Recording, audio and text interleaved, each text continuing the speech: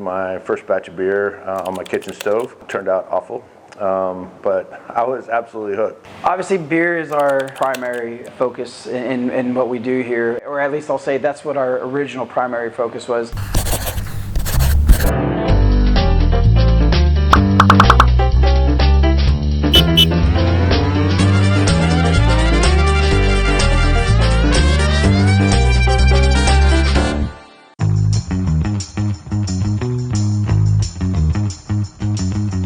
My name is Shawn Kidwell, co-founder of Cowtown Brewing Company. Hi, I'm Billy Avila. I am a co-founder and owner of Cowtown Brewing Company. So I used to have a competitive barbecue cook-off team when I lived in Austin, and one of the guys on my team was a home brewer. He brought some beer to one of our events. I was really impressed and asked him to teach me how to brew. A couple weeks later, brewed my first batch of beer on my kitchen stove. Turned out awful, but I was absolutely hooked. Inside of 6 months, I had a miniature brewery in my garage and was spending every spare moment brewing beer. They started talking about doing a brew pub and asked if I was interested. My background has been development, design of hospitality projects. My first question was, how's the beer? And fortunately, our first tasting, it went really well. I'd been homebrewing for several years at that point. The craft beer scene was just starting to explode. We jumped in head first. I went home and told my wife, and of course she was surprised that we suddenly were going to be owners of a brewery of which she knew nothing about. It was exciting and unique. We actually signed our lease on our building 2.5 years before we opened for business. Actually, it was almost 3 years after we opened for business. What that did was give us an opportunity, or give me an opportunity, to spend 2 years in that building brewing beer. The day that we opened for business, we had 8 beers on tap that were ready to go. One of the things that we talk about a lot is that, we make flavored beer. But I think one of the things that keeps us relevant is we have a lot of beer that is very approachable and very drinkable, right? You can spend an evening drinking 3 or 4 highbrows, not feel like you've been overserved.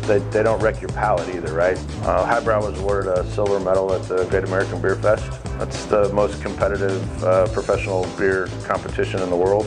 That was very exciting. We were not expecting it at all. In fact, we were all sitting in the auditorium during the award ceremony. Well, they called out the name of the beer, and one of my brewers, halfway stood up, looks over at me, and is like, "Holy crap, there's another brewery that has a beer called Highbrow too." And he was halfway through that sentence, and we all realized, "Oh, that's us." Boy, my favorite beer, it's like asking what my favorite kid is. It depends on the time of day and what they did last. Right now I'm drinking the Odell. It's the Irish Red Ale. It's a fantastic beer. Couldn't tell you what my favorite is because I will start with a Cold Fort Worth and then jump to a Nick's Cold Black Heart Stout, milk stout, and then jump back to an Odell or the Highbrow, which is a fantastic beer. It's just an everyday great drinking beer. Obviously, beer is our primary focus in what we do here, or at least I'll say that's what our original primary focus was.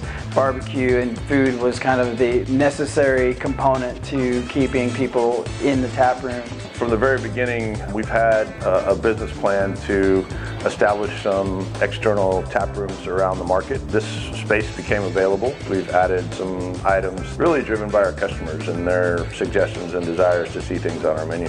When we were opening SOUTHLAKE, our first thought was to reach out to Chrane and say, hey, look, we've got an idea of menu. We do barbecue in Fort Worth. It's a smaller venue. We really want to do a more limited menu, but a more, we'll call it pub-centric type of menu. As we were developing our menu, the biggest question, knowing that we had such limited space here in SOUTHLAKE, was what piece of equipment can we fit in here? We don't have a hood. Vector Oven by Alto-Shaam became a great centerpiece for what we were able to currently develop and know that we can continue to grow based off of the versatility of that piece of equipment.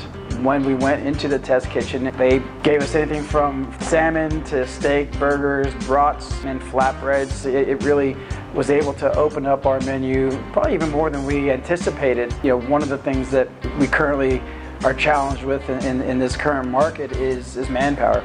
This piece of equipment is very easy to use, easy to maintain, and when we are bringing on new staff, it's pretty simple when you've already got a push button for them to be able to prep a protein or a flatbread, knowing that it's a timed cooking sequence and you can cook multiple items at the same time at different temperatures is a fantastic solution for us in this venue.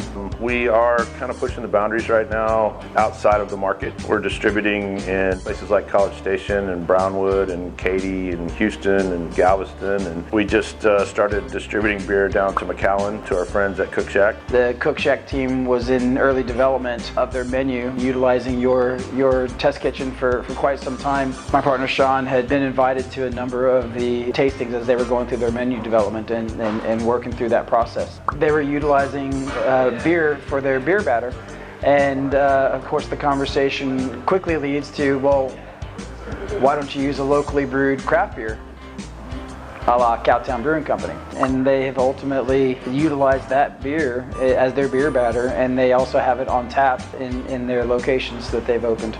So it's been a really good partnership. The Cook Shack guys do a phenomenal job. We also love walking in and knowing that what they're producing at that high level, in part, is due to something that we're contributing to.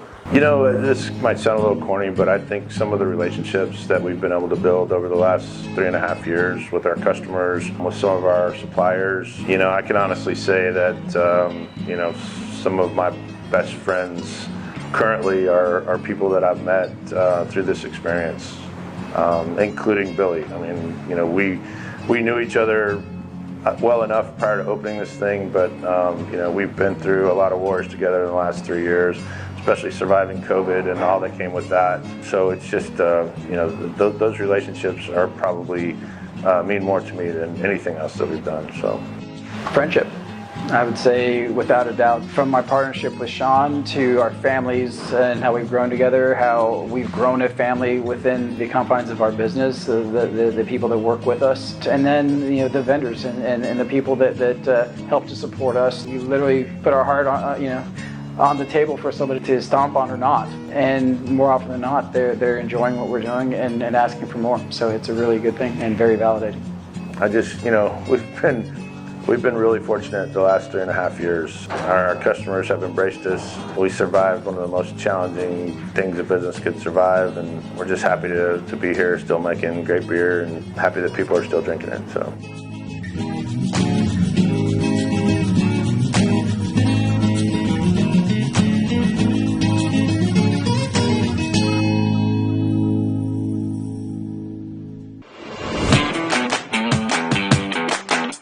You know, I think when we all started this journey, we didn't know if this, you know, this pickleball concept would take off. It was a lot of work, but it obviously paid off and it did well. And so now it's, you know, I think that's kind of the approach we take to each new one we open. You know, like, hey, if we can open one more, then we get another one.